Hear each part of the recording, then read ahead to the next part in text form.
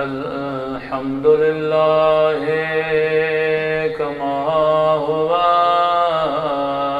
أهله الصلاة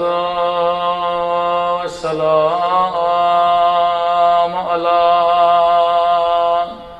سيد المرسلين وخاتم النبيين أبي القاسم محمد اللهم صل على محمد وعلى آله الطيبين الطاهرين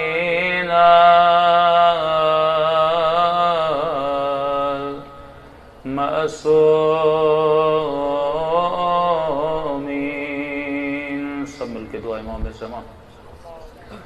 اللهم كل وليك حجة ابن الحسن صلواتك عليه وعلى آبائه في هذه الساعة وفي كل وليا وحافظا وقائدا وناصرا ودليلا وعينا حتى تسكنه أرضك طوعا وتمتعه فيها طويلا برحمتك يا أرحم الراحمين. صلوات پڑھیں.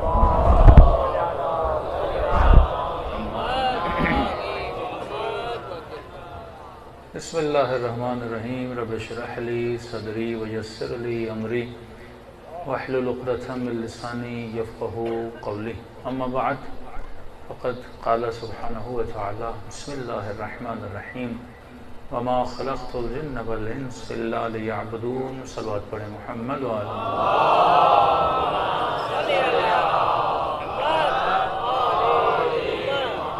عجل فرجم. آواز بہت کھینچ رہی ہے مجھے، آواز کو ذرا صحیح کر دیں. بار دیگر صلوات پڑھیں محمد وعلی.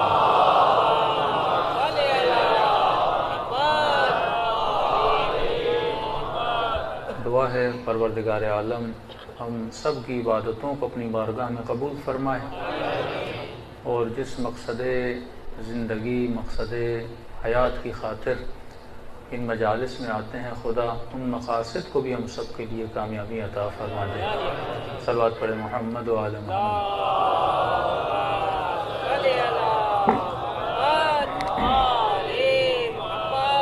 محمد و آل محمد بلند تر صلوات.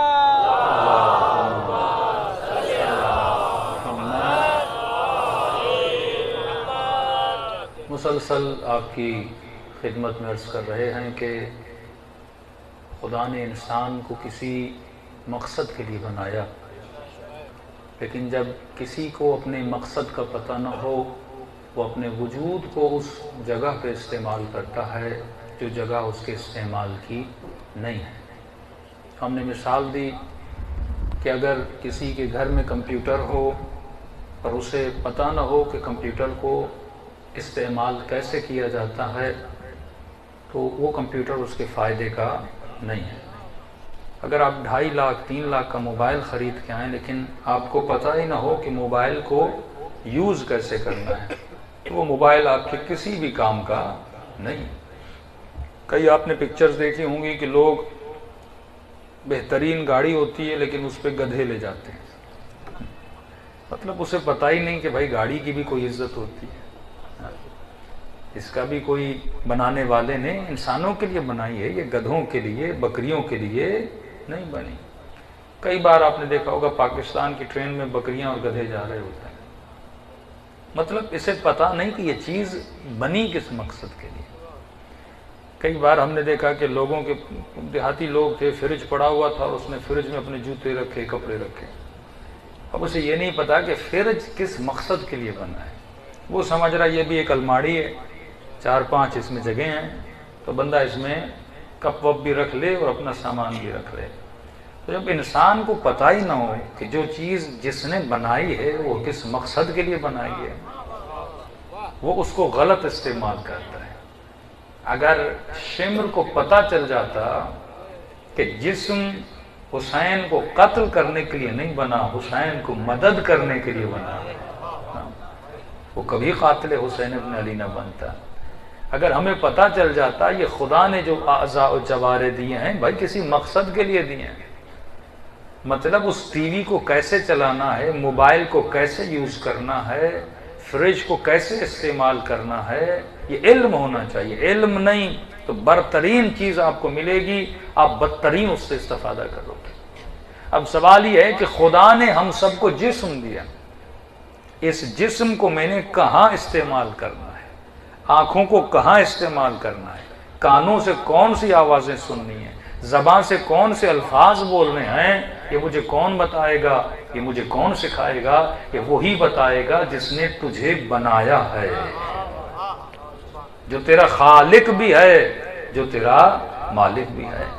اب یہ وجود انسان، اب انسان کے وجود میں صرف جسم تو نہیں ہے، اس وجود انسان میں جذبات بھی ہیں، انسان میں محبت بھی ہے، انسان میں بغض بھی ہے، انسان میں حسد بھی ہے، انسان میں لالچ بھی ہے، انسان میں حرص بھی ہے۔ اب مجھے اپنی محبت کو کہاں استعمال کرنا یہ کون بتائے گا؟ تجھے اجازت نہیں تو ہر ایرے غیرے سے محبت کرے، تو انسان ہے، تیری محبت کی بھی قیمت ہے، تیرے نفرت کی بھی قیمت ہے۔ تجھے اجازت نہیں تو ہر شے کا حرص اپنے وجود میں رکھے، تجھے اجازت نہیں تو دل کی کھڑکیوں کو ہر کسی کے لیے کھول دے، تجھے اجازت نہیں تو آنکھیں ہر منظر پہ ڈال دے۔ فرمایا اب محبت کو کیسے استعمال کرنا ہے؟ تم اس کو غلط راہ میں بھی استعمال کرتے ہو، صحیح راہ میں بھی۔ اتنی بارشیں ہوئی پاکستان میں، اگر لوگ بارش کے پانی کو صحیح روٹ دیتے، اگر اس کو لائن دی جاتی نا، صحیح روٹ دیا جاتا تو یہی پانی لوگوں کے کام کا تھا۔ لیکن جب تم اسے ایک ہدف نہیں دیتے، جب تم اسے ایک مقصد نہیں دیتے، تو یہی پانی جو باعث رحمت تھا باعث زحمت بھی بن جاتا ہے، تمہارے گھروں کو اور بستیوں کو تباہ و برباد کر دیتا ہے۔ اسی طرح بندے کے وجود میں جذبہ ہے محبت کا۔ اب اگر تجھے پتہ ہی نہ ہو کہ محبت میں نے کہاں استعمال کرنی ہے، محبت میں نے کس سے کرنی ہے، محبت میں نے کس سے نہیں کرنی، تو اپنی زندگی کو تباہ و برباد کر دے گا جب تو غلط محبتوں میں پڑ جائے گا۔ اب دیکھیے ویسٹرن معاشرے، کیونکہ ان کو کوئی سکھانے والا نہیں، ان کو کوئی بتانے والا نہیں، ان کو کوئی ہدف زندگی دکھانے والا نہیں، ان کو کوئی قبلہ بتانے والا نہیں، لہٰذا وہ کس سے محبت کرتے ہیں؟ کبھی کتے سے محبت، کبھی بلی سے محبت۔ بندہ مر گیا، ساری ملکیت نہ بیٹی کے نام کی نہ بیٹے کے نام کی، ساری دولت اپنے کتے کے نام پہ کر کے چلا گیا۔ ایک کیس نہیں، کئی کیس ہیں۔ مطلب انسان بھی اتنی لگژری زندگی نہیں گزارتا جتنے ان کے کتے گزارتے ہیں۔ کیوں؟ اربوں روپے کا مالک تھا اور کیونکہ کتے سے محبت تھی۔ کہ بیٹی کو کیوں نہیں دی؟ کہ بیٹی چھوڑ کے چلی گئی، بیٹا چھوڑ کے چلا گیا، جب میں تنہا تھا تو میری تنہائی میں یہ کتا میرے کام آیا، لہٰذا میں نے اپنی ملکیت اسے دی۔ اگر اس سے شعور ہوتا تو یہ تنہائی کتے کے ساتھ نہ گزارتا، اپنے خدا اور رب کے ساتھ گزارتا۔ پھر ملکیت کتے کے نام نہ کرتا، اللہ کی راہ میں، اللہ کی محبت میں قربان کرتا، حسین کی محبت میں قربان کرتا۔ اس سے دنیا میں بھی سکون ملتا، آخرت میں بھی سکون ملتا۔ اب کیونکہ انسان کو پتہ ہی نہیں ہے نا، میں نے محبت کس سے کرنی ہے، میں نے نفرت کس سے کرنی ہے۔ یہ سمجھتا ہے بس جسم ملا جو چاہے کروں، جس سے چاہے محبت کروں، جس سے چاہے نفرت کروں۔ فرمایا محبت اس سے کرو جو لائق محبت ہو، اور نفرت بھی اس سے کرو جو لائق نفرت ہو۔ یہ کون سکھائے گا مجھے؟ رسول بتائیں گے۔ یہ مکتب اہل بیت کا مکتب ہے، یہ مکتب عقلاء کا مکتب ہے، یہ مکتب عرفاء کا مکتب ہے، یہ مکتب باب مدینۃ العلم کا مکتب ہے۔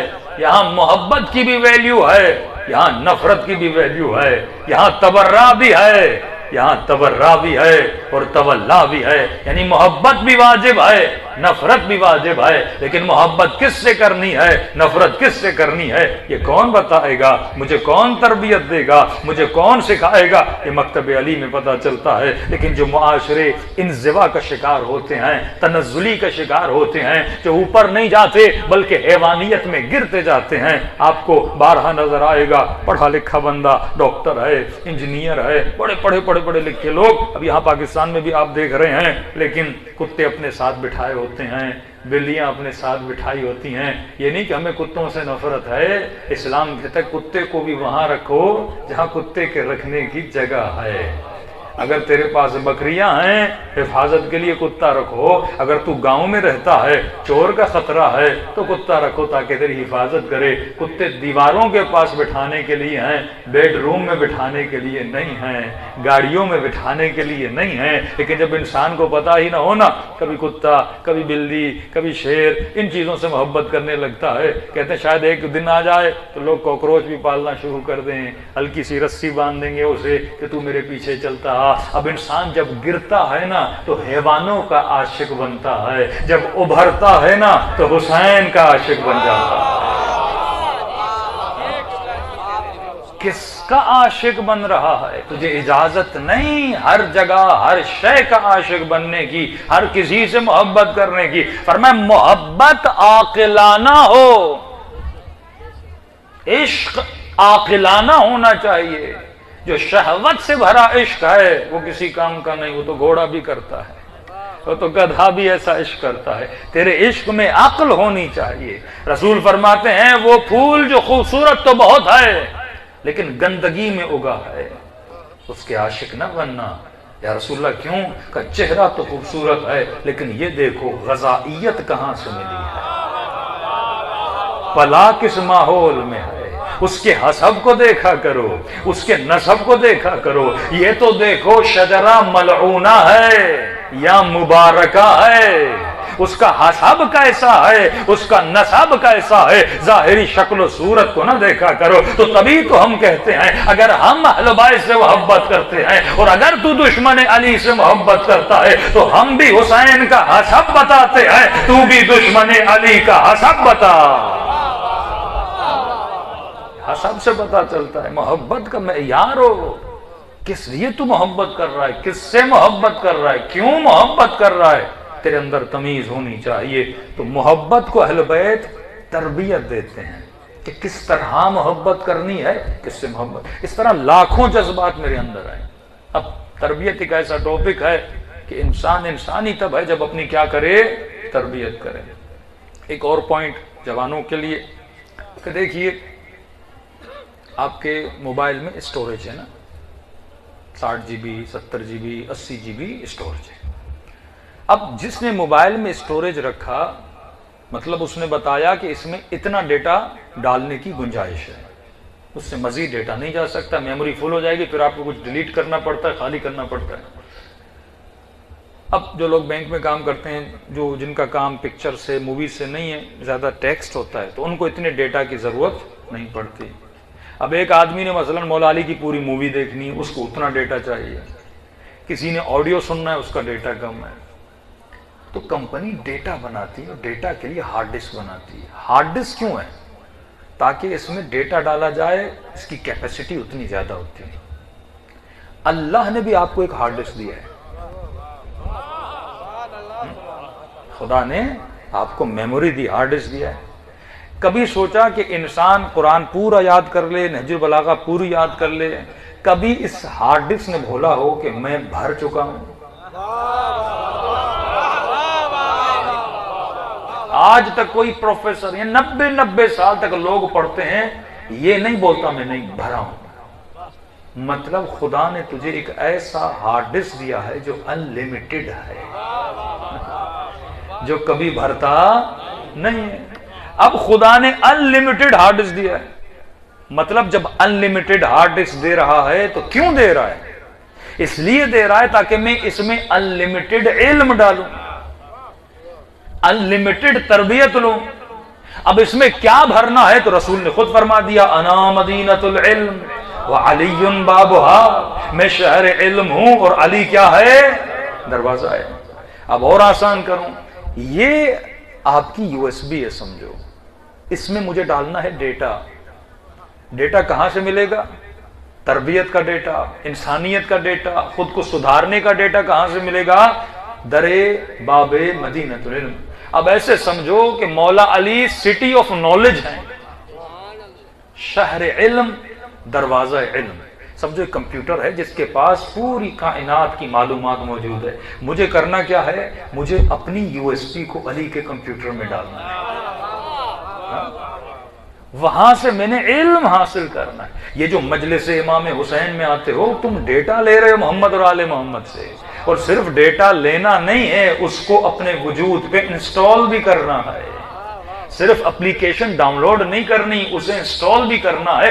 اب جب یہ انسٹال ہو جائے گی تو تیرا سافٹ ویئر اپ ڈیٹ ہو جائے گا، تب جا کے تو سلمان بنے گا، تب جا کے تو مالک اشتر بنے گا۔ اب مولا تجھے بتائیں گے کہ محبت ہر کسی سے نہیں کرنی، محبت اس سے کرو جو لائق محبت ہو، نفرت ہر کسی سے نہیں کرنی۔ ہاں تمہارے وجود میں اللہ نے غصے کی طاقت دی ہے، لیکن میں نے غصہ کہاں کرنا ہے کہاں نہیں کرنا یہ کون بتائیں گے؟ محمد اور آل محمد بتائیں گے۔ ہاں خدا نے تجھے زبان دی ہے، لیکن کہاں بولنا ہے کہاں نہیں بولنا یہ تجھے محمد اور آل محمد بتائیں گے۔ اب غصہ نہ ہو تو انسان نہیں ہے، غصے کا ہونا بھی ضروری تھا۔ کوئی آپ کے گھر پہ حملہ کرتا ہے، آپ کب دفاع کرو گے؟ جب آپ کے اندر غصہ ہوگا۔ کوئی آپ کو مارنا چاہتا ہے، آپ کب اس کا مقابلہ کرو گے؟ جب آپ کے اندر غصہ ہوگا۔ یعنی بندے کے اندر غصہ نہیں تو بندہ دفاع کرنے کی صلاحیت نہ رکھے۔ اب غصہ دیا ہے، لیکن کہاں غصہ کرنا ہے اور کہاں غصہ نہیں کرنا یہ بھی علی ابن ابی طالب بتائیں گے۔ اگر باپ تجھے تھپڑ مارے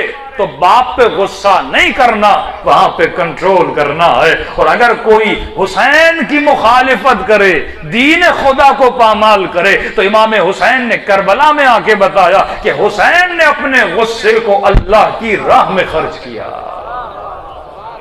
امام خمینی کے والد شہید مصطفیٰ، جن کو وقت کے حکمرانوں نے گولیاں مار کے شہید کیا تھا، یعنی شہید کے بیٹے ہیں امام خمینی، کہتے ہیں جب میں جوان ہوا تو میرے اندر بڑا غصہ تھا، میں نے کہا جنہوں نے مارا ہے میں ان کو ماروں گا، بدلہ لوں گا۔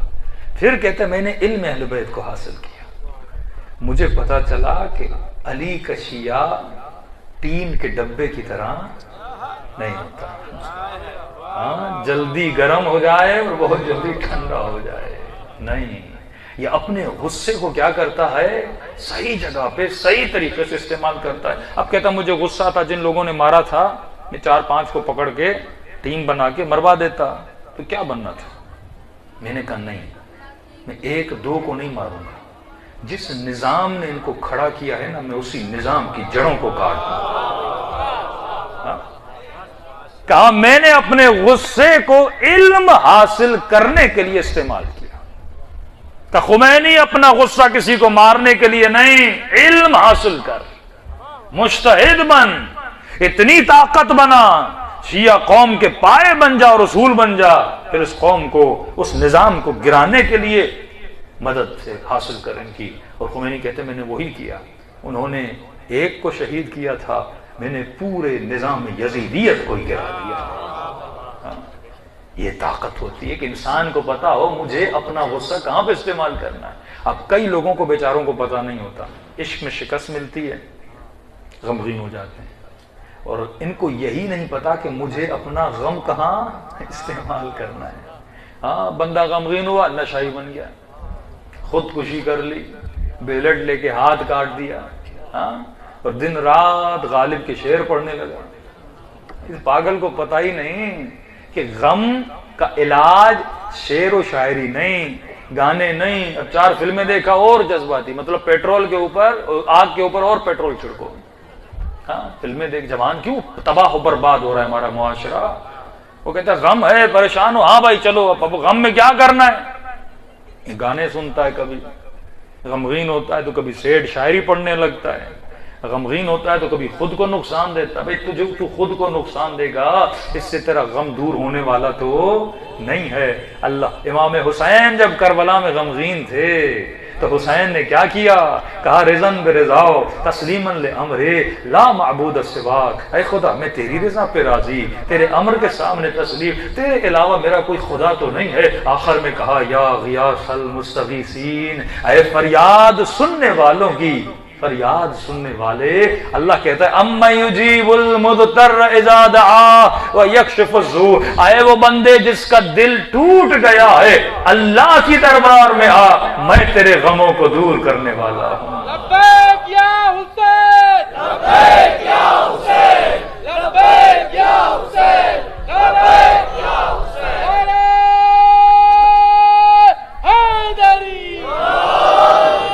اب اسے پتا ہی نہ ہو غم کہاں دور ہوتا ہے، یہ غلط دوستیوں میں چلا جائے گا. مطلب مجھے نہیں پتا میں نے اپنے احساسات اور جذبات کو کیسے ہینڈل کرنا ہے. بندہ غصے میں آتا ہے، اب سمجھ نہیں آتی، نیند کی گولی کھا کے بندہ سو جاتا ہے. مولا نے بتایا جب غصہ آئے ایک گلاس پانی کا پیا کرو، جب غصہ آئے سر کو سجدے میں رکھا کرو، جب غصہ آئے جا کے غسل نشاط لیا کرو، غصہ ٹھنڈا ہو جائے گا. فرمایا جب غصہ آئے نا بولا نہ کرو، کیونکہ غصے میں جو بھی تو بولتا ہے غلط بولتا ہے، اوپر سے اگلے کو اور غصہ دلانا شروع کر دیتا ہے. تو فرمایا غصے کا بہترین علاج ہے خاموش اختیار کرو. جب دماغ ٹھنڈا ہو جائے نا، بھئی گاڑی کی بھی اندر کانٹا ہوتا ہے نا، جب آپ کو پتا چلے گاڑی گرم ہو رہی ہے تو بند کر دیتے ہو یا اور اس پہ ایکسیلیٹر دیتے ہو، انجن ہی جل جائے گا نا تیرا. یہ بھی اللہ نے جسم دیا ہے، اس کو کیسے کنٹرول کرنا ہے، کیسے ہینڈل کرنا ہے، یہ بھی علی ابن ابی طالب بتائیں گے. اسی طرح غصہ ہے، غصے کو کیسے کنٹرول کرنا ہے مولا سکھائیں گے. محبت کہاں کرنی ہے کہاں نہیں کرنی مولا سکھائیں گے. اسی طرح انسان میں شہوت ہے، شہوت کو کیسے استعمال کرنا ہے یہ بھی کون بتائیں گے؟ محمد اور آل محمد بتائیں گے. فرمایا تو حیوان نہیں ہے کہ جہاں دل آئے وہاں منہ مارے، جو دل آئے تو کھا لے. تو انسان ہے، انسان کا مطلب اسے روٹ دیا جاتا ہے. شریعت کا مطلب کیا ہے؟ آپ کہتے ہیں تولا اور تبرہ. تولا وہ صراط مستقیم ہے جس پہ تو نے چلنا ہے. تبرہ کیا ہے؟ کل میں نے مثال دی، آپ جب روڈ پہ چلتے ہیں تو روڈ پہ بارڈر ہوتا ہے تاکہ گاڑی بارڈر سے نہ نکلے. یہ بارڈر تبرہ ہے، مطلب یہاں نہیں جانا، جاؤ گے تو تولا کے راستے سے ہٹ جاؤ گے. اب بارڈر تبرہ کیا ہے؟ تبرہ مطلب وہ صفات جو دشمن علی میں تھیں، تولا مطلب وہ صفات جو وجود علی ابن ابی طالب میں تھیں.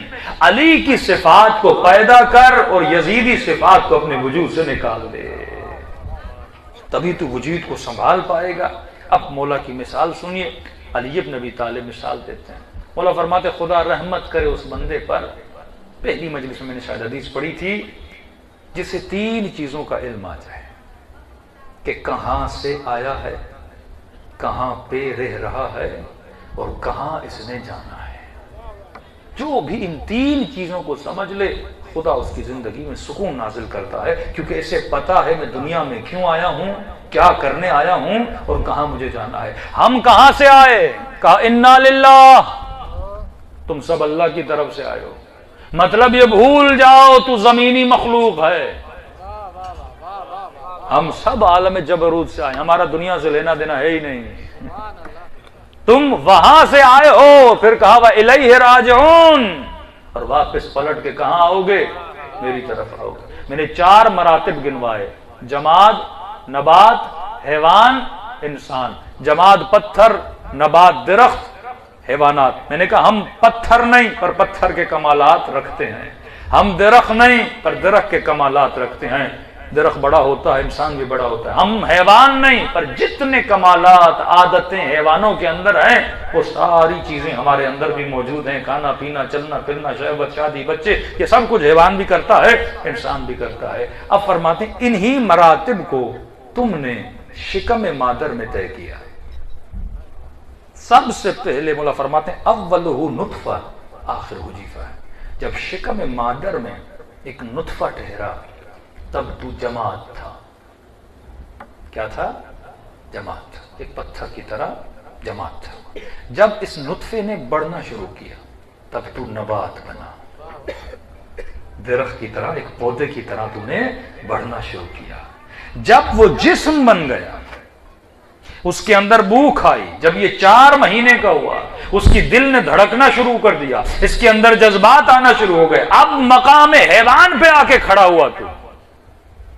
پہلے تو جماعت، پھر نبات، پھر حیوان بنا۔ اب جب تو 4 مہینے کا ہوا نا، اللہ کی آواز آئی وَنَفَخْتُ مِن رُوحِي، اس نے اس جسم میں اپنی روح کا نفخہ پھونک دیا، اب تو انسان بنا نہیں، انسان بننے کی صلاحیت تیرے اندر پیدا ہوئی۔ کیسے؟ ہم انسان شاید نہیں ہیں، ظاہراً دکھتے انسان ہیں، لیکن مقام انسان پر کب آئیں گے کہ میں نے کہا ایک ہاتھ میں سیب رکھو، ایک ہاتھ میں دانا رکھو۔ دانا سیب بن سکتا ہے لیکن کب بنے گا؟ ایک ہاتھ میں سیب، ایک ہاتھ میں دانا۔ بچہ بھی سمجھ سکتا ہے کہ سیب کس سے بنا ہے؟ دانے سے۔ دانے میں صلاحیت ہے سیب بننے کی۔ اسی طرح ہمارے جسموں میں خدا نے نفخ الہی کا دانا ڈالا، روح خدا کا دانا ڈالا، فرمایا تم سب کے اندر دانا ہے۔ اب یہ دانا سیب کب بنے گا؟ یہ دانا انسان کب بنے گا؟ یہ دانا انسان کامل کب بنے گا؟ یہ دانا مومن کب بنے گا؟ ایسا ہی بن جائے گا؟ فرمایا نہیں، جب یہ حسینی مٹی میں پلے گا، جب یہ انبیاء کی تربیت میں پلے گا، جب یہ اولیاء کی تربیت میں پلے گا۔ واللہ اتنے واقعات اور اتنی احادیث ہیں کہ لوگوں کو قیامت میں قرآن کی آیت قردۃ خاسئین آئیں گے تو حیوانوں کی شکلوں میں، کہیں گے پروردگار ہم تو انسان تھے، کہ میں نے انسانی دانہ دیا تھا لیکن تو نے اسے درخت نہیں بنایا، میں نے دانا دیا پر تو نے سیب نہیں بنایا، میں نے گٹھلی دی پر تو نے آم نہیں بنایا۔ تو ہم سب کے ہاتھوں میں روح الہی کا نفخہ موجود ہے، اب اسے ہم نے کیا بنانا ہے؟ درخت بنانا ہے، سیب بنانا ہے، اسے انسان کامل بنانا ہے۔ وہ کیسے بنے گا؟ اب آپ کو میں نے آم کی گٹھلی دی کہ آم ہر جگہ پہ آم بنتا ہے؟ نہیں، اس کے لیے ویسی زمین، ویسی گرمی، وہ انوائرمنٹ ہو جا کے آم بنے۔ اسی طرح تمہارے اندر روح الہی کا نفخہ ہے، یہ نفخہ ہر زمین میں انسان کامل نہیں بن سکتا، اس کے لیے وہ ماحول چاہیے، وہ تربیت چاہیے، ایسا کسان چاہیے، ایسا ہاری چاہیے جسے علم ہو کہ دانے کو خوشہ کیسے بنایا جاتا ہے، دانے کو درخت کیسے بنایا جاتا ہے، اور انسانوں کی زمینوں پر جو دانے پڑتے ہیں اور ان دانوں کو درخت بنانے کے لیے اگر کسی کو یہ عہدہ دیا کہ اس دانے کو انسان بنا، یا وہ محمد تھا یا وہ علی ابن ابی طالب تھے۔ یہ ائمہ کا کام ہے کہ کسی کو سلمان بنائے۔ خضر کو بھیجا، جاؤ موسیٰ کے پاس، تربیت دو، نبی ہے پر کا تربیت دو، اسے سکھا۔ آدم کو جنت سے نکالا، کیوں؟ اکثر لوگ سوال کرتے ہیں فعصا، آدم نے رب کی نہ سنی۔ کسی نے میرے امام سے پوچھا کہ آدم تو نبی ہے، کیوں آدم نے اللہ کی نہیں سنی؟ امام فرماتے ہیں آدم کا قصور نہیں تھا۔ کہ مولا وہ کیسے؟ کہ ابھی پیدا ہوا، فطرت آدم کی پاک، آدم کو کیا پتا کوئی جھوٹ بھی بول سکتا ہے۔ دوسری بات، اللہ نے بتایا تھا شیطان سے بچے رہنا، لیکن وہ نہیں سمجھتا تھا یہ اتنا بدبخت ہوگا۔ کہ صرف شیطان نے اتنا نہیں بولا، شیطان نے اللہ کی عزت کی قسم کھائی کہ میں قسم کھاتا ہوں اس درخت سے کھا لے تجھے فائدہ ہوگا۔ کہ اس نے شیطان کا بھروسہ کر لیا، کیونکہ آدم کو پتہ ہی نہیں تھا کوئی انسان اللہ کی جھوٹی قسم بھی کھا سکتا ہے۔ ہمارے چالاک کسے بولتے ہیں؟ جو جھوٹ بولنا جانے، اور سادہ کسے بولتے ہیں؟ کہ اس سے تو جھوٹ، یہ تو ہر بندے کی بات کو یقین کر لیتا ہے۔ علی کہتے ہیں سادہ وہ نہیں، سادہ تو ہے، تو اسے دھوکہ نہیں دے رہا، تو خود کو دھوکہ دے رہا ہے، تو اپنے وجود کا نقصان کر رہا ہے۔ تو یہ جو دانا ہمارے اندر ہے، اس پہ غور کیجئے گا، نفخ الہی کا دانا ہے۔ ہم سب کے اندر روح خدا کا نفخہ ہے۔ مطلب انسان ایسے تو ملائکوں سے افضل نہیں بنتا نا، کہ ملائکۃ اللہ تیرے خادم بن جائے. ملائکۃ اللہ. اب اس نفخے کو میں نے درخت بنانا ہے. کیسے بنے گا؟ اس کی تربیت کرو، روح کی خدمت کے لیے جسم کو استعمال کرو. نہیں کرو گے روح کو تباہ کر دو گے، دانے کو تباہ کر دو گے. اب قیامت کے اندر خدا دانہ لے لے گا اور تجھے حیوان بنا کے اٹھائے گا. لیکن اگر تو نے اس دانے کو عروج عطا کیا اور یہ درخت بن گیا، یہ ولایت کا ثمردار درخت بنا، یہ علی کا ثمردار سپاہی بنا، تو اب جب قیامت میں آؤ گے خود بھی جنت میں جاؤ گے اور اللہ یہ مقام عطا کرے گا، کسی اور کی شفاعت کرنے کی صلاحیت رکھ پاؤ گے. اتنا بڑا مقام. اب سنیے مولا کا جملہ.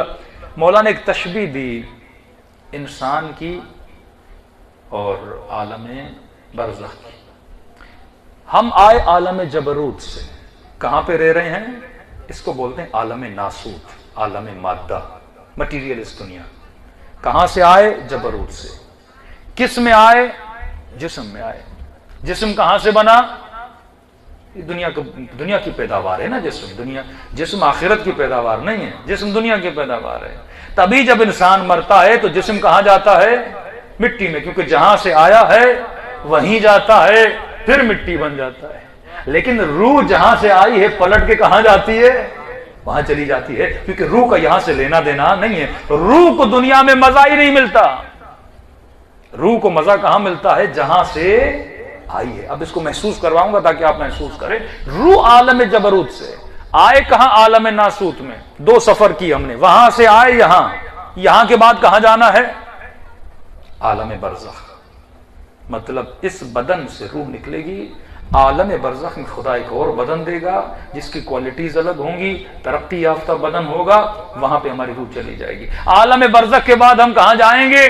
قیامت کے دن. قرآن کہتا ہے مقدار 50,000 سنہ، جس کا ایک دن 50,000 سال کے برابر ہے. قیامت ہے یہ ایک دن، 10 دن نہیں ہے، ایک دن میں، لیکن دن اتنا بڑا ہوگا 50,000 سال کے برابر. قیامت کے بعد کہاں جائیں گے؟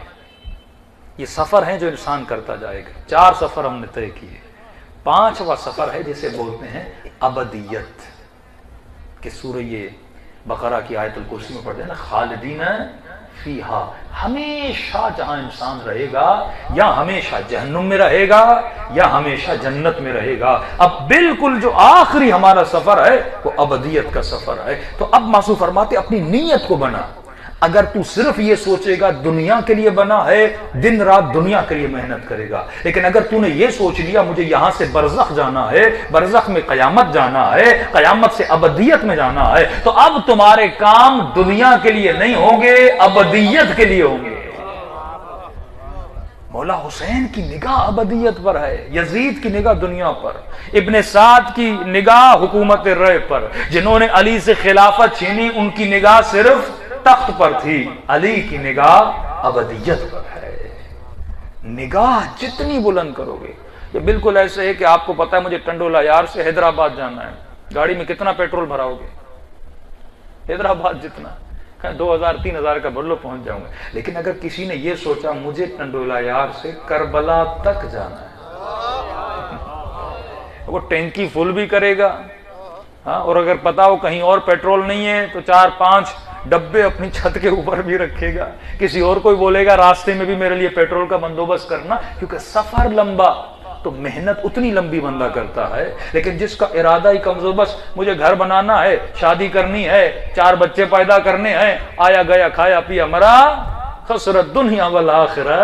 اللہ کہتے یہ کام تو گدھا بھی دنیا میں کر کے آیا، تو کون سا بڑا تیر مار کے آیا ہے؟ گھر بنایا، چڑیا نے بھی گھونسلہ بنایا، بچے پیدا کیے، کتے نے بھی بچے پیدا کیے، گھوڑے نے بھی بچے پیدا کیے، شادی کی، ماشاءاللہ شادی تو گدھے نے بھی کی تھی. تو کون سا تیر مار کے یہاں پہ آیا ہے؟ تو وہاں پہ وہ کامیاب ہوگا جو بولے گا خدا میں نے دنیا میں زندگی وہ گزاری جو میرے ابدیت کے لیے کام آئے. آج یزید نے کیا بنایا اپنی آخرت کے لیے؟ کچھ بھی نہیں. علی کے دشمن نے کیا بنایا؟ کچھ بھی نہیں. پر علی نے کیا بنایا؟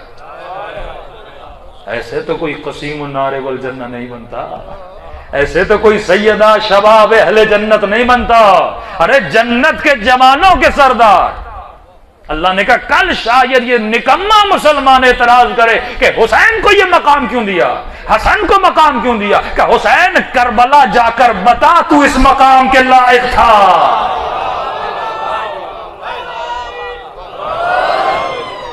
اور یہ وہ لوگ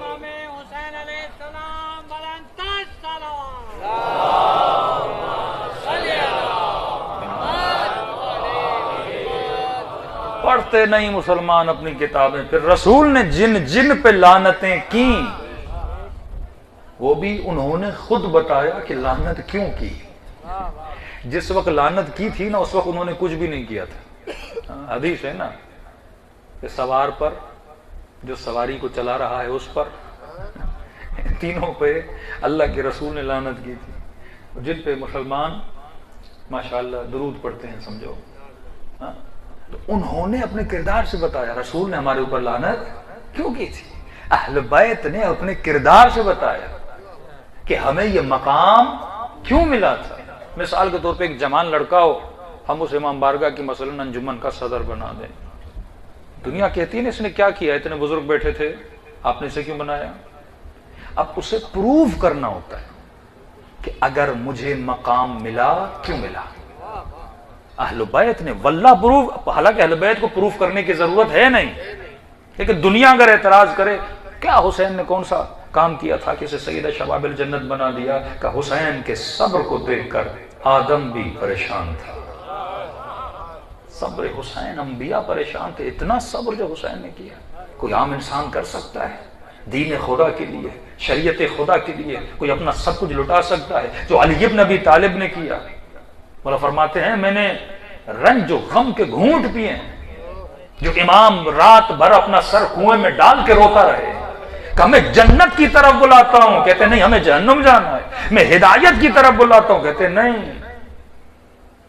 منبر پر آئے، حکومت ملی، جیسے گئے دیکھا لوگ یہ جو آج مسلمان تراویح پڑھتے ہیں، دیکھا جماعت کے ساتھ نمازیں پڑھی جا رہی ہیں، مستحب نماز جماعت کے ساتھ، تراویح جماعت کے ساتھ پڑھتے ہیں نا ساتھ سب۔ مولا علی نے دیکھا، امام نے فرمایا کیا کر رہے ہو؟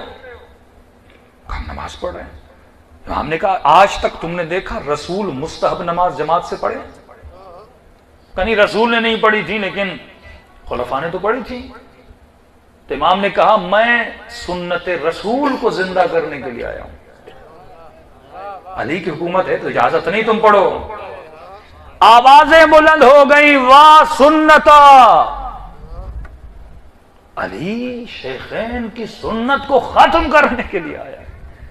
اتنا شور شرابہ ہوا، علی نے کہا جو کرنا ہے کرو۔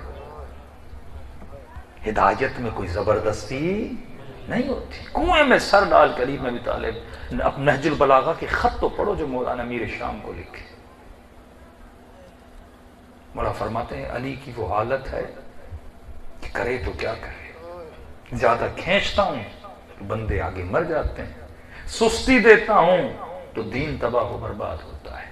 ان عالم سے اہل بیت علیہ السلام آپ نہ سمجھے کہ مولا علی نے کوئی آسان زندگی گزاری، لیکن صبر کیا، صبر کا گھونٹ پیا، گھر کو آگ لگ گئی صبر کیا، ہاں نو مولود بچہ مر گیا صبر کیا، حسن کے جنازے پہ تیر لگے، حسین کو کربلا میں شہید کیا، ایک ایک نسل سے ایک ایک مولا علی کے بچے کو زہر دے دے کر قتل کر دیا گیا، لیکن اہل بیت نے صبر کیا۔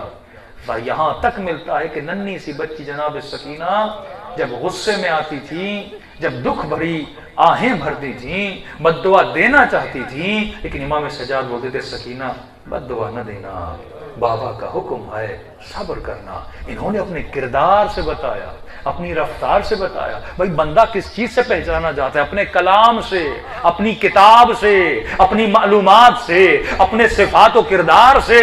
جا دیکھ علی کا کلام، کلام بتاتا ہے یہ کائنات کو سدھارنے کے لیے آئے تھے، یہ مربی کائنات تھے۔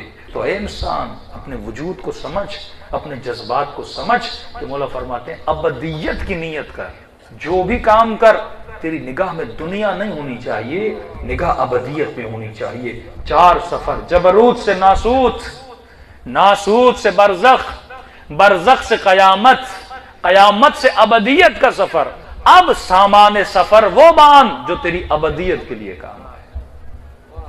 نگاہ دنیا تک ہے، نگاہ محدود ہے، نگاہ بلند ہو.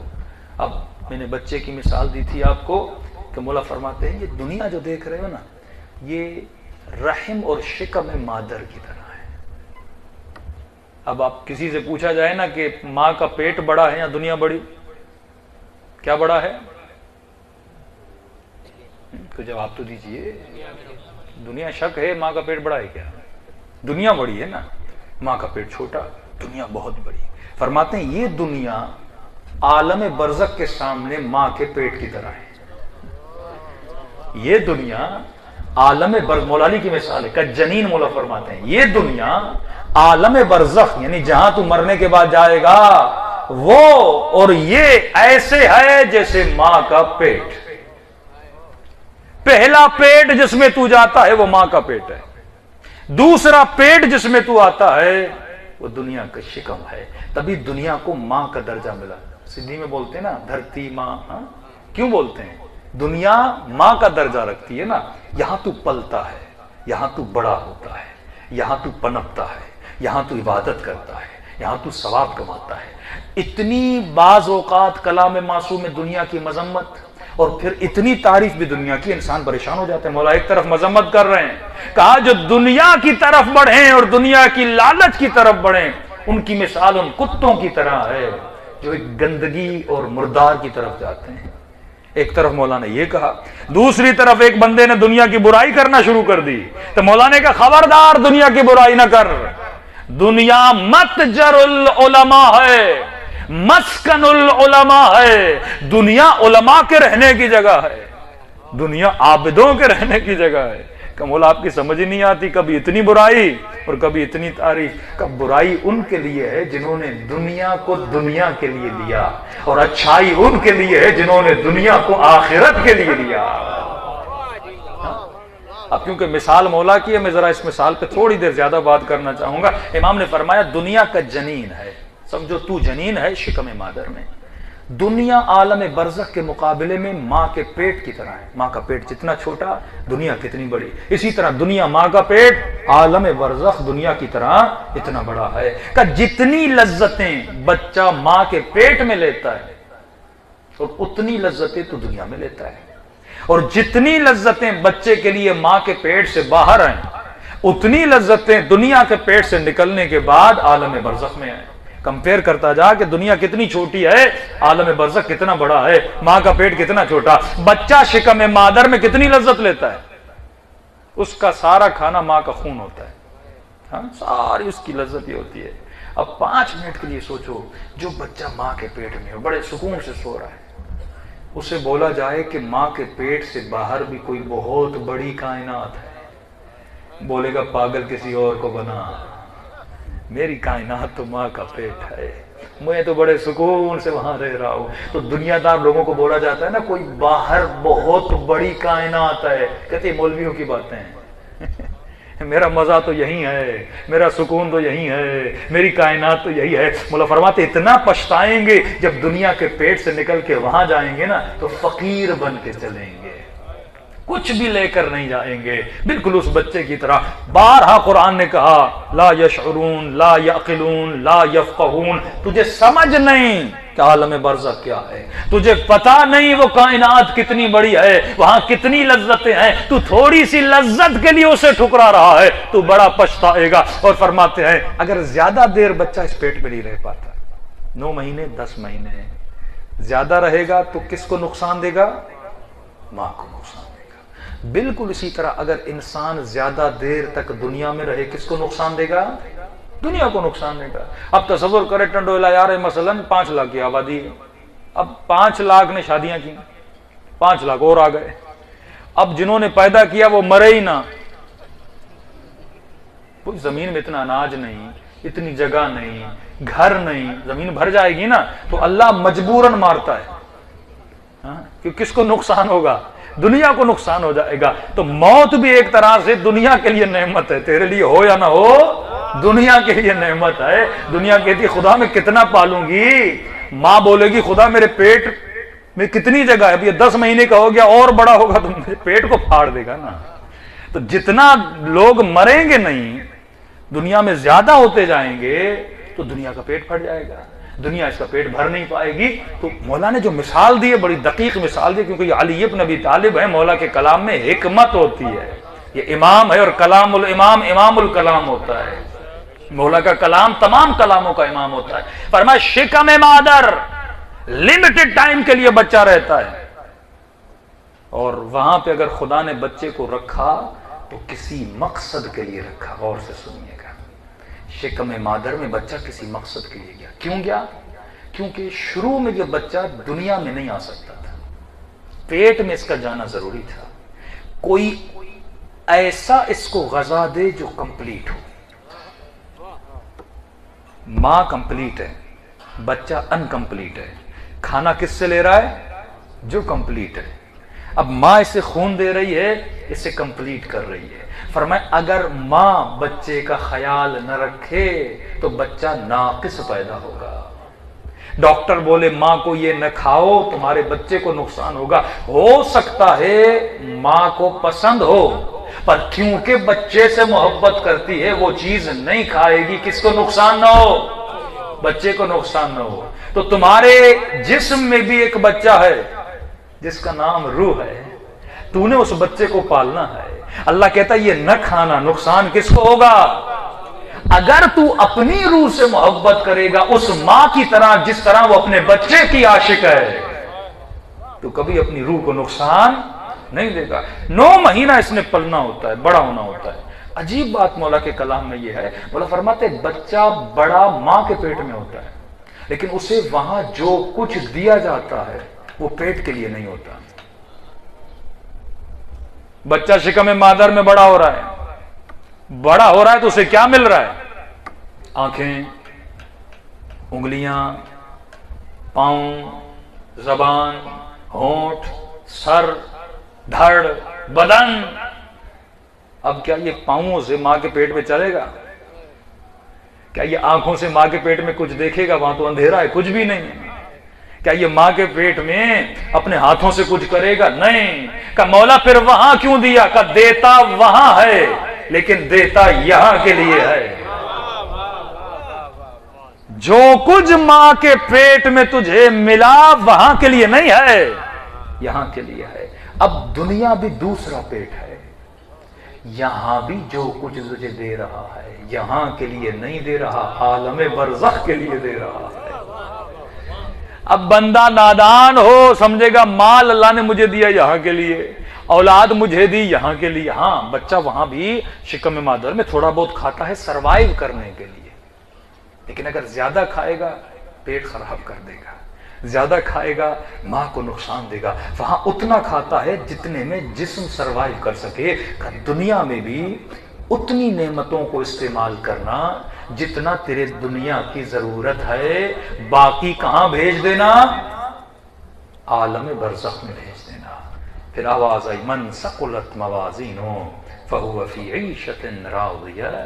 اب جب یہ دانے کو سیب بنا کے آتا ہے، نفخ الہی کو انسان کامل بنا کے وہاں آتا ہے، اللہ فرماتے وہاں ایسا عیش کرے گا جس عیش میں یہ راضی رہے گا، مطلب خود بھی راضی ہوگا، اس کا خدا بھی اس سے راضی ہوگا۔ صلوات پڑھے محمد و آل محمد۔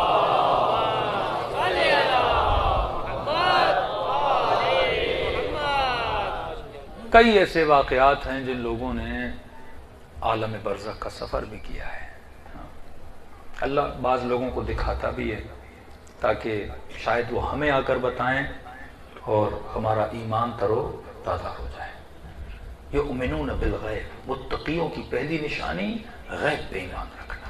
برزخ تو نے دیکھی نہیں پر اس پر ایمان تیرا کامل ہونا چاہیے۔ ایمان ہوگا تو یہ جوان برزخ کے لیے کام کرے گا، ایمان ہوگا تو قیامت کے لیے کرے گا، ورنہ دنیا کو سب کچھ سمجھے گا اور سب کچھ دنیا کے لیے لگا دے گا۔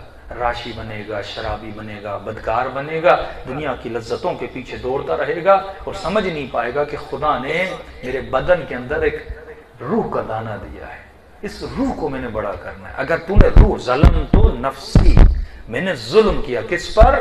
اپنے آپ پر، اپنی روح پر، اپنے وجود پہ میں نے ظلم کیا. جب تو ظالم بنتا ہے تب خدا تجھے جہنم میں بھیجتا ہے، لیکن جب تو اپنے وجود کو سمجھتا ہے کہ میں دنیا میں برزخ کو بنانے کے لیے آیا ہوں، دنیا میں جیو. وہ نہیں کہتے دنیا کی لذتیں منع ہیں، جیو جس طرح بچہ شکم مادر میں ہوتا ہے، لیکن شکم میں وہ تیاری کرتا ہے باہر آنے کی. تو بھی دنیا میں تیاری کر عالم برزخ میں جانے کی. موتو قبل ان تموتو، اس سے پہلے کہ تجھے مارا جائے. مولا امیر فرماتے مرنے کی تیاری کر. حاسبو قبل ان تحاسبو، اس سے پہلے کہ تیرا حساب کیا جائے تو خود اپنا حساب و کتاب کرنا شروع کر. اب یہ دو بھائی تھے، کہتے ہم مشہد الرضا گئے، مولا رضا کی زیارت. ایران میں ایرانیوں کی ایک رسمی عید آتی ہے جیسے نوروز بولا جاتا ہے، تو اس میں چھٹیاں ملتی ہیں ان کو.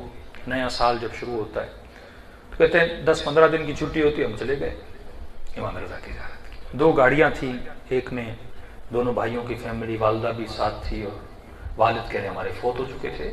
ہم گئے مولا رضا کی زیارت کی اور واپسی کا سفر. کہہ رہے جب واپسی پہ آ رہے تھے تو 2 بھائیوں کی گاڑی آگے تھی پیچھے، اور والدہ بہنیں وہ پیچھے گاڑی میں تھے. ایک موڑ آیا، کہتے ہیں اسپیڈ تھوڑی ہماری زیادہ تھی. سامنے سے ایک بس بھی آ رہی تھی یا ٹرک تھا، پتہ نہیں چلا کہ اتنی اسپیڈ میں تھے یہاں تک کہ گاڑی جا کے ٹرک سے ٹکرائی تو پوری آدھی گاڑی تقریباً پریس ہو گئی. اب یہ جوان کہتا ہے بس مجھے وہ منظر یاد ہے، ایکسیڈنٹ ہوا، اس کے بعد مجھے کچھ بھی یاد نہیں ہے. اتنے میں کہتا ہے میں نے اپنی آنکھوں سے دیکھا کہ میری گاڑی نیچے پڑی ہوئی ہے اور میری روح تقریباً 6-7 فٹ کے فاصلے سے اپنے بدن کو دیکھ رہی ہے.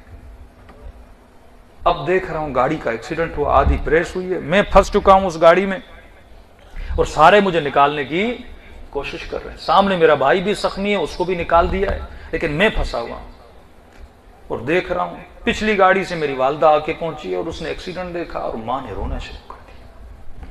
کہہ رہا مجھے سمجھ میں کچھ نہیں آ رہا یہ ماجرا کیا ہے. اپنے جسم کو دیکھ رہا ہوں پر ابھی تک یقین نہیں ہے کہ میں مر چکا ہوں. ایسے جس آدمی سمجھتا میں خواب دیکھ رہا ہوں نا، سمجھ میں خواب دیکھ رہا ہوں. کیا ماجرا ہے؟ گاڑی ہوئی ہے، ایکسیڈنٹ ہوا ہے، جسم پڑا ہوا ہے، ماں رو رہی ہے، بھائی رو رہا ہے. کہتا کوئی سمجھ نہیں لگ رہی. اتنے میں میرے کانوں میں مجھے میرے مرحوم باپ کی آواز سنائی دی. میرے نام سے پکارا اور مجھے بلایا. اب کہتے ہیں 11 یا 10 سال کے بعد میں نے اپنے بابا کی آواز سنی. ظاہر باپ مرحوم ہو چکے تھے.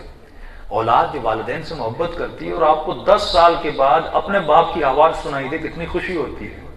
کہتا میں پریشان ہوں، اس آواز نے مجھے کھینچا اور جب میں نے دیکھا تو میرے والد میرے سامنے کھڑے تھے. دوڑا گیا، والد سے ملا اور میں نے کہا بابا آپ اور یہاں؟ اس نے کہا بیٹا تجھے لینے کے لیے آیا ہوں. پھر اب بھی سمجھ نہیں آئی، باپ بھی نہیں بتا رہے. مجھے کہا نیچے دیکھ رہے ہو؟ میں نے کہا یہ کیا ہوا ہے؟ ایکسیڈنٹ ہوا ہے. کہا تیرا ایکسیڈنٹ ہوا ہے؟ کہا میں یہاں کیا کر رہا ہوں؟ کہا بیٹا تو مر چکا ہے، اللہ نے اجازت دی ہے میں تجھے لینے آیا. کہہ رہا میرا جو والد تھا وہ خادم امام حسین، مطلب ایران میں ہیئتیں ہوتی ہیں نا، جیسے انجمنیں ہوتی ہیں پاکستان میں، ایک انجمن چلاتا تھا، یعنی اس کا کام تھا، خدمت گزار تھا، امام بارگاہ کی خدمت، انجمن، مجلسیں، بہت نیک تھا. کبھی کبھی نوحہ بھی پڑھتا تھا، مطلب مشہور تھا وہاں پہ. یہ خادم حسین کے نام سے مشہور تھا. اب کہہ رہا شاید کیونکہ میرے والد کا مقام یہ تھا کہ اللہ نے اسے اجازت دی وہ مجھے لینے آئے. تو مجھے کہا خوش نہیں ہو؟ باپ سے مل رہے ہو؟ چھوڑ دو دنیا کو، چلتے ہیں، یہاں بہت کچھ ہے، خوش رہو گے، دنیا سے زیادہ یہاں لذت ہے. تو میں نے کہا میں چلنے کے لیے تیار ہوں. 11 سال کے بعد میں نے آپ کو دیکھا ہے، لیکن بابا ماں کا رونا مجھ سے برداشت نہیں. کہ میری ماں اتنی رو رہی تھی اور رو رو کے آوازیں دے رہی تھی امام رضا مجھے اپنا بیٹا آپ سے چاہیے، میں آپ کی زیارت کے لیے. پھر رو رو کے بولتی امام زمانہ مجھے اپنا بیٹا آپ سے چاہیے، میں آپ کے لیے آئی تھی. دوسری طرف کہہ رہا میرا بھائی جو تھا وہ گھٹنوں پہ انگلیوں پہ کھڑے ہو کے امام حسین کو سدائیں دے رہا تھا. مولا حسین ہمیں ہمارا بھائی چاہیے، جوان بھائی ابھی شادی ہوئی ہے، ہم کیسے اس کو گنوائیں؟ کہتا ہوں سب کی مجھے پرواہ نہیں تھی، میں نے والد کو کہا ماں کا رونا مجھ سے، کیونکہ ماں اتنا چیخ چیخ کے رو رہی تھی، مجھے ایسے لگ رہا تھا مجھے کچھ ہو گیا، یہ کہیں میری ماں مر نہ جائے۔ میں نے کہا والد صاحب مجھے ماں کا رونا نہیں۔ اس نے کہا صبر کرو دیکھتے ہیں کیا ہوتا ہے، کیونکہ تیری ماں امام رضا کو پکار رہی ہے، دیکھتے ہیں شاید کوئی فرج ہو جائے۔ کہتا اتنے میں باتیں کر رہے تھے، اچانک آواز آئی کہ مولا آ گئے۔ کہتا سبز نور، امام نے براؤن کلر کا لباس پہنا ہوا، اور میں نے دیکھا آ رہے ہیں۔ میں نے کہا بابا کون ہے؟ کہا پہچانا نہیں، امام رضا ہیں۔ کہتا میں ادب کے ساتھ کھڑا ہو گیا، جیسے امام رضا ہے انہوں نے میرے والد کو سلام کیا، والد نے جواب دیا، قدم بوسی کی، بات میرے والد سے کر رہے تھے، مجھے بس ایک نگاہ دیکھا اور کہا کہ اے خادم مسئلہ کیا ہے؟ انہوں نے میری طرف اشارہ کیا، مولا بیٹا مر چکا ہے۔ کہا پھر لے جاؤ اپنے ساتھ۔ کہا مولا یہ کہہ رہا ہے کہ مجھے اپنی ماں کا رونا دیکھا نہیں جاتا۔ کہا نہیں، اس کا فیصلہ ہو چکا ہے۔ کہتا اتنے میں تھوڑی دیر انہوں نے بات کی، پھر آواز آئی کہ مولا آ گئے۔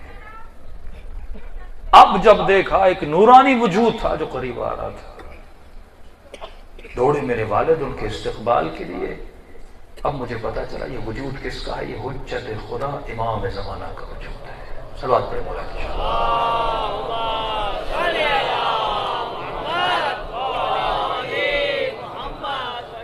امام نے کہا ماجرا کیا ہے اے خادم، تمہارے بیٹے نے کیوں پریشان کیا ہوا ہے ہمیں؟ کہا مولا یہ تو کھڑا ہے، اس کی ماں آپ کو پکار رہی ہے۔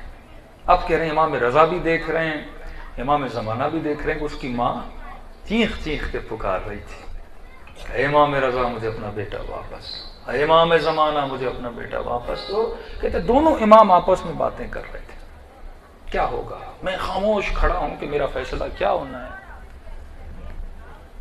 کہتا اتنے میں نے اپنے بھائی کو دیکھا، وہ بلند بلند آواز سے امام حسین کو بلا رہا ہے۔ بس مجھے دونوں اماموں کی باتوں سے یہ لگا کہ نہیں، میرا پلٹنا اب مشکل ہے۔ کہتا ہے اتنے میں ایک غم کی فضا طاری ہو گئی، ایسا غم جسے میں بیان نہیں کر سکتا۔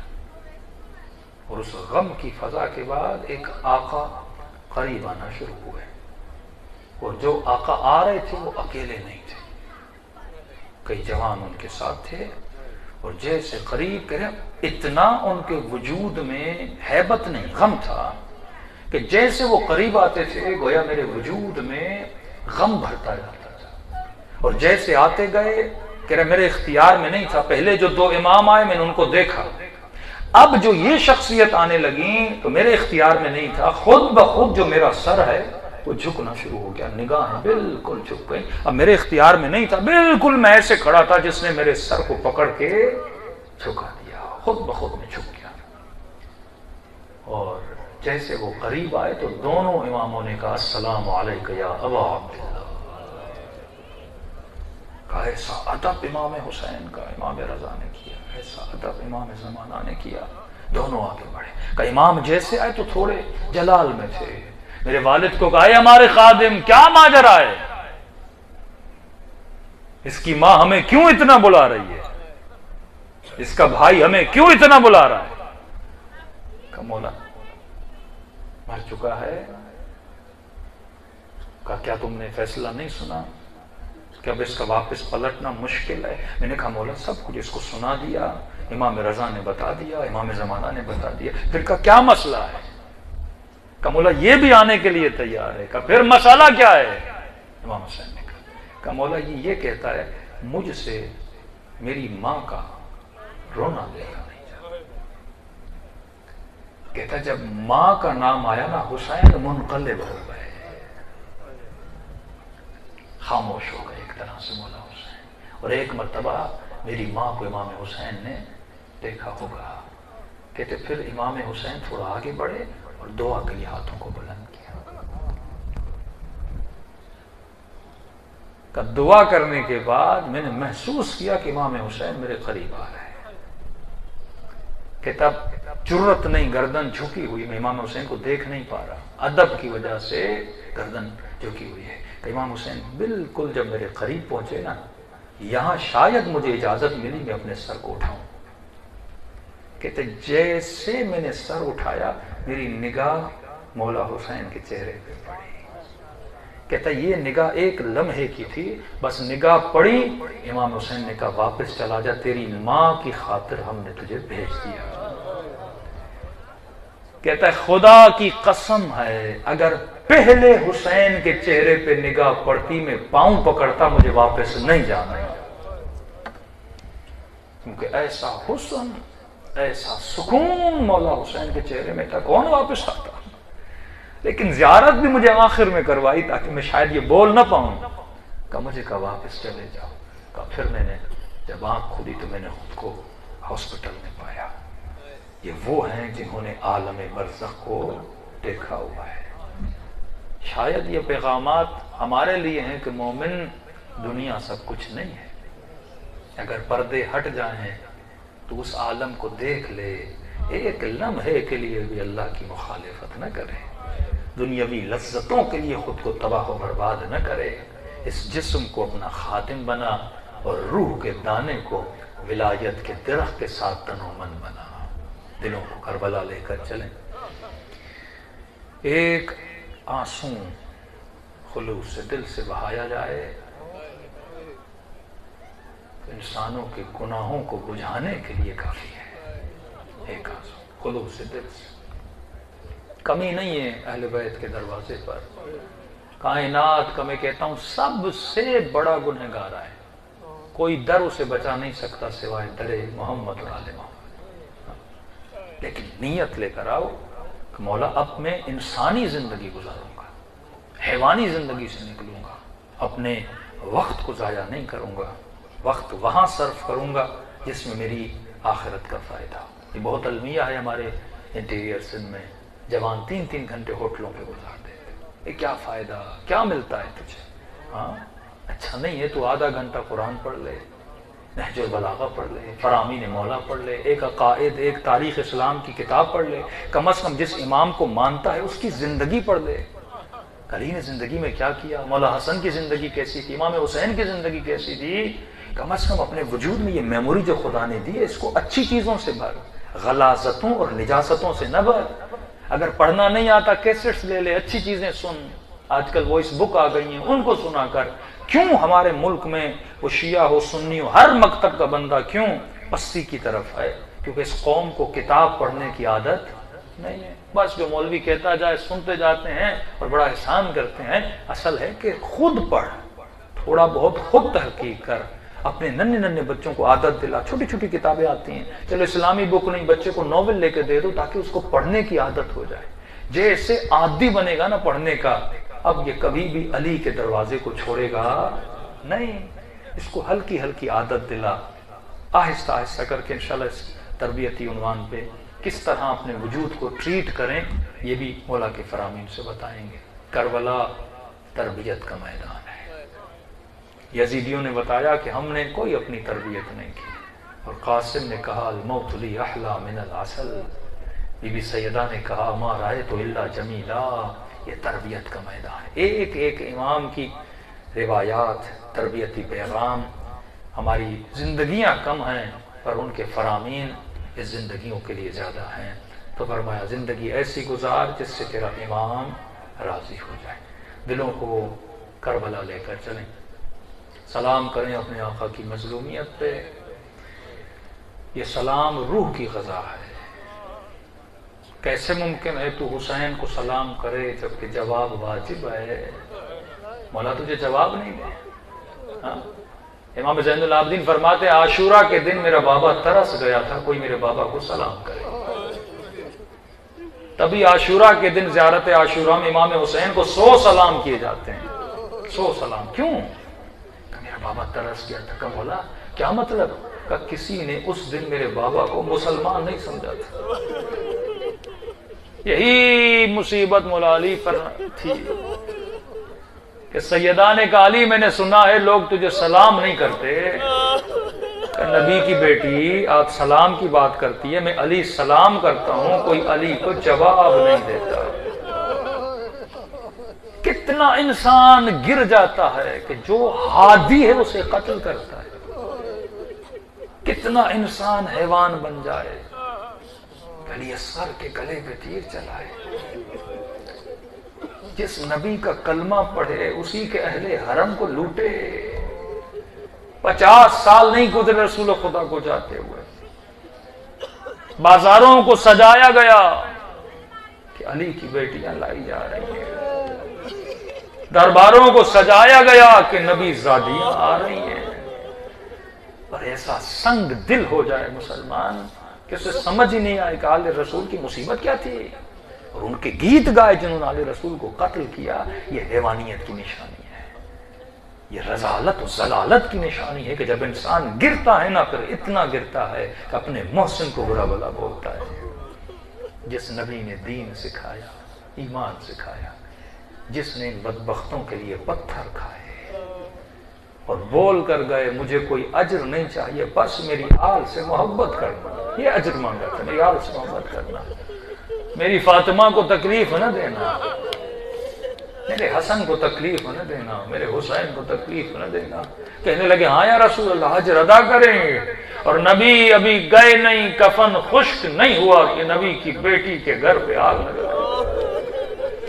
18 سال کی جوان بیٹی کی پسلیاں توڑ دی، ابھی وہ مصیبت ٹھنڈی ہوئی نہیں تھی کہ علی کے سر پہ ضرب لگا دی، ابھی یہ غم ٹلا نہیں تھا کہ حسن کے جنازے پہ تیر۔ جرم کیا تھا؟ میں اپنے نانا کے ساتھ دفن ہونا چاہتا ہوں، کہ تجھے نانا کے ساتھ دفن ہونے نہیں دیں گے، کہیں اور جا کے خود کو دفن کرو۔ جب غفلت کا عالم ہو تو انسان کو پتہ نہیں اس نے اپنے محسنوں کے ساتھ کیا کیا۔ یا رسول اللہ آج ہم جمع ہوئے ہیں اجر رسالت ادا کرنے کے لیے، ہم یہ بتانے آئے ہیں ہمیں آپ کی آل سے بڑا عشق ہے، اور ہم یہ بتانے آئے ہیں کہ ہم ان کے غم میں غمگین ہیں، ہم ان کی خوشیوں میں خوش ہوتے آئے، اور اگر کربلا میں ہوتے تو اپنی جانوں کو حسین پہ قربان کرتے، اس امید سے کہ امام حسین کا بیٹا حضرت مہدی کا ظہور ہو اور ہم ان کے لشکر میں اپنی جانوں کو قربان کریں، دلوں کو کربلا لے جائیں اور ایسے سلام کریں جیسے بی بی زینب اپنے بھائی کو کیا کرتے۔ السلام علی الحسین وعلی علی ابن الحسین وعلی اولاد الحسین وعلی اصحاب سب مل کے السلام علی الحسین وعلی علی ابن وعلی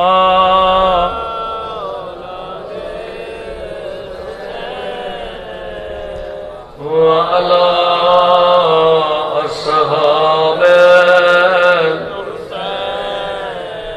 میرا سلام ہو سکینہ کے زخمی کانوں پہ، آواز تھوڑی بڑھا دیں، میرا سلام ہو اس جلے ہوئے کرتے پہ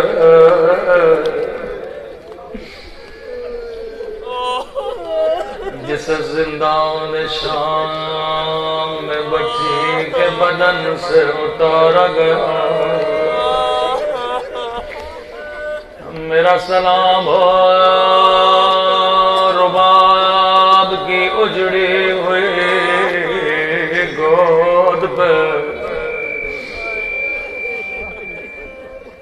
زینب فرمایا کرتی تھی زینب کو دکھ اس بات کا نہیں کہ غیروں نے نہیں پہچانا، زینب کو دکھ اس بات کا ہے کہ اپنوں نے نہیں پہچانا۔ میں کہوں گا بی بی زینب اپنوں کا قصور نہیں تھا، اپنوں نے کبھی نہیں سوچا کجا زینب کجا شرابی کا دربار، کجا زینب کجا شام کا بازار۔ بی بی اپنے تو یہ سوچ بھی نہیں سکتی کتنے کریم ہیں، کتنوں کی انہوں نے تربیت کی ہے۔ راوی کہتا ہے کہ ننھی سی بچی تھی، یتیم ہو گئی، امام حسین اسے گھر میں کر رہا ہے، جوان کیا، اسے قرآن بی بی زینب نے پڑھایا، اسے حجاب بی بی زینب نے سکھایا۔ کہتے ہیں جب جوان ہو گئی اس کی شادی شام میں ہو گئی، ہر سال آتی تھی مولا سے ملنے، عاشق تھی، ایک طرح سے مولا نے پالا تھا، والد کی جگہ تھے۔ جب جب آتی تھی کہتی تھی مولا میں اپنے شوہر کو بتاتی ہوں میرا حسین بڑا کریم ہے، مجھے ایسے پالا جیسے اپنے بچوں کو پالتا۔ مولا جب بھی مدینے آتی ہوں کہتا ہے کب تیرا مولا ہمارے گھر آئے گا، میں تیرے مولا کی دعوت کروں گا، بڑے بڑے سفرے لگاؤں گا، تیرے مولا کی خدمت کروں گا۔ اس بار جب مدینے جاؤ تو اپنے مولا سے پوچھ کے آگے کہ مولا میرا شوہر ہے، بتائیے کب آئیں گے مہمان بن کے۔ امام حسین نے فرمایا شیرین ہم آئیں گے لیکن تو پہچان نہ سکو گی۔ اتنا سننا تھا شیرین کھڑی ہو گئی، کہنے لگی مولا کیسی باتیں کر رہے ہیں، میں نے آپ کا نمک کھایا، آپ میرے باپ کی جگہ پہ ہیں، مولا ان آنکھوں کو نکال دو جو اپنے حسین کو نہ پہچانے۔ امام کو بڑا پیار آیا، فرمایا شیرین تیرا قصور نہیں ہوگا، ارے حالات بدل جائیں گے۔ لیکن شیرین حسین کی وصیت یاد رکھنا، میری جان آپ پہ قربان تھی۔ فرمایا شیرین قیدی بڑے مظلوم ہوتے ہیں، شیرین حسین کی وصیت ہے قیدیوں کا خاص خیال رکھنا، جب کبھی کوئی قیدی نظر آئے اسے کھانا ضرور دے۔ کہتی ہے جی میرے مولا میری آپ پہ جان قربان۔ شیرین کہتی ہے کئی سال گزر گئے، مجھے حسین کی وصیت سمجھ میں نہیں آئی، لیکن میں نے اپنے شوہر کو کہا تھا جب بھی کہیں جاؤ کوئی قیدی نظر آئے اسے گھر ضرور لے کر آنا۔ عزادارو حالات بدل گئے، زینب قیدی بن گئی، جب بازار میں لائی گئے شیرین کا شوہر بازار سے گزرنے لگا، اس کی نگاہ 4 سالہ قیدن پہ پڑ گئے، وہ زخمی رخساروں پہ پڑ گئے، زخمی کانوں پہ پڑ گئے، یہ روتا ہوا گھر گیا۔ کہتا شیرین ہمیشہ کہتی تھی اگر کوئی قیدی نظر آئے اسے گھر لے کر آنا. او شیرین میری زندگی گزر گئی, میں نے کبھی 4 سالہ قید نہیں دیکھے. اگر اجازت ہو ان کو گھر لے کر آؤ. کہ جلدی کرو میرے مولا کی وصیت. امام زین العابدین کے پاس آیا, مولا اگر اجازت دو تھوڑی دیر کے لیے ہمارے گھر آئیے, ہم آپ کی خدمت کرنا چاہتے ہیں. امام نے اذن قبول کیا. سارا لٹا ہوا قافلہ شیرین کے گھر پہنچا. قیامت کا منظر تھا. جس زینب نے حجاب سکھایا تھا اس کے سر پہ چادر تھی, لیکن ہائے علی کی بیٹے کی قسمت. شیرین نے جلدی سے سفرہ لگا. قیدی بیویو خوش آمدید, میرے مولا کی وصیت ہے قیدیوں کی خدمت کرنا. او قیدی بیویو میری زندگی گزر گئی, میں نے کبھی تجھ جیسے مظلوم نہیں دیکھے, تجھ جیسے قیدی نہیں دیکھے. او قیدی بیویو جتنا پانی پینا ہے پی لو, جو کھانا چاہتی ہو مجھے بتاؤ میں تیرے لیے تیار کروں. قیدی بیویوں نے کہا مومنہ ہمیں پانی نہیں چاہیے, ہمیں کھانا نہیں چاہیے. اگر اجازت دو تیرے گھر میں ماتم کر لے, تیرے گھر میں نوحہ پڑھ لے, کیونکہ ہم بڑے مظلوم ہیں. ایک دن میں میرے گھر سے 18 لاشیں نکلی ہیں. کسی نے ہمیں رونے نہیں دیا, کسی نے ہمیں گریہ کرنے نہیں دیا. قیدی بیویوں میں کیوں روکوں گی, جتنا رونا ہے رو لو, میں تیرا دل دکھانا نہیں چاہتی. بڑے خوش نصیب ہو آج کوئی تجھے رونے سے روکنے والا نہیں. لیکن جب زینب روتی شمر تازیہ نے ماردا تھا. قیدی بیوی جتنا رونا رو, میں تجھے کیوں روکوں گی. اجازت کا ملنا تھا. قیدی بیویوں نے حلقہ بنایا. ایک مرتبہ قیدی بیوی اٹھی, بڑا درد بھرا بہن گیا, رو کے کہنے لگی اے علی اکبر کے پیاسے بابا, اے علی اکبر کے غریب بابا.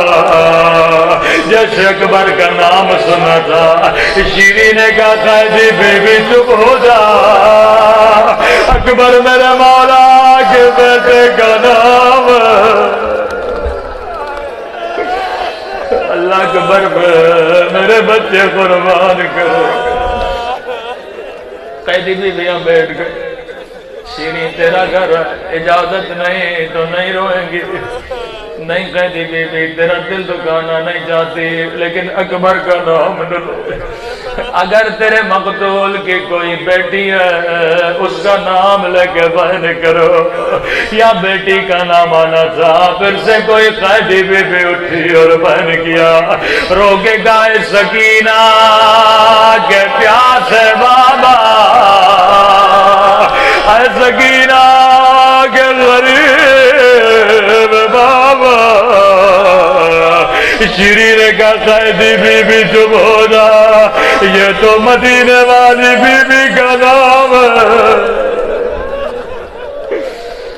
اللہ سکینہ پہ میرے بچے قربان کرے. اب شیرین کو سمجھ نہیں آیا, رونے لگی, اپنی جگہ سے اٹھی. قیدی بیوی تو نے مجھے بڑا رلایا, اللہ میرے مولا کی خیر کرے, اللہ میرے مولا کے بچوں کی خیر کرے.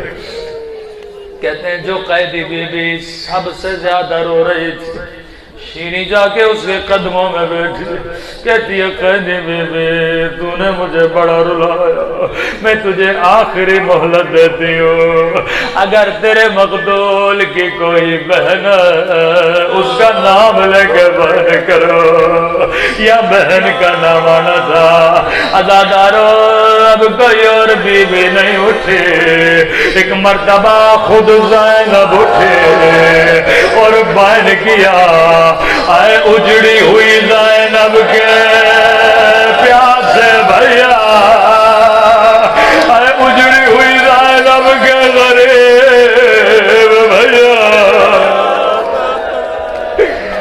اب شیریں کو سمجھ نہیں آیا، بی بی زینب کے قدموں میں گری، دونوں ہاتھوں کو جوڑا، آئے قیدی بی بی تجھے تیرے رب کی قسم بتا تو کون تیرا میرے حسین کے ساتھ کیا رشتہ ہے؟ بی بی زینب نے چہرہ اٹھایا، کہا شیریں نہیں پہچانا، انا زینب او شیریں تیرے مہمان آ گئے، او تیرے مولا نے وعدہ پورا کیا، او شیریں میں زینب